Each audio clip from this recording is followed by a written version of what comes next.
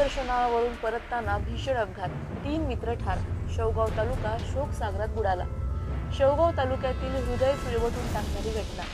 हातगाव सोनविहीर येथील 4 मित्र बालाजीचे दर्शन घेऊन गावी परतत असताना आंध्र प्रदेश कर्नाटक सीमेवर भीषण अपघातात तिघांचा जागीच मृत्यू झाला असून एक मित्र गंभीर जखमी झाला आहे.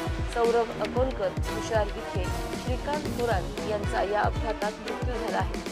सुमित अकोलकर गंभीर जखमी असून त्यांच्यावर उपचार सुरू आहेत.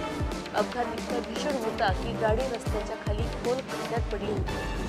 तुषार विखे हा वैद्यकीय शिक्षण घेत होता. तो एकटीचा एक मुलगा होता.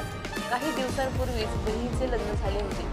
सौरभ अकोलकर ठेकेदारी करत होता आणि त्याचा भाऊ शुभम सीए आहे. श्रीकांत थोरात यांनी गोव्यात हॉटेल सुरू केले होते आणि दुबई टूरसाठी घरचं प्लॅनिंग सुरू होतं, पण नियतीनं सगळं काही उद्ध्वस्त केलं. आज हातगाव, सोनविहीर आणि शेवगावमध्ये शोकसागर उसळला आहे. हजारो नागरिकांच्या उपस्थितीत अत्यंत हृदयद्रावक वातावरणात अंत्यसंस्कार पार पडले. अधिक माहितीसाठी स्टार इंडिया 1 न्यूज पाहत रहा. चॅनलला सबस्क्राईब करा आणि अशाच अपडेट्ससाठी बेल आयकॉन दाबा.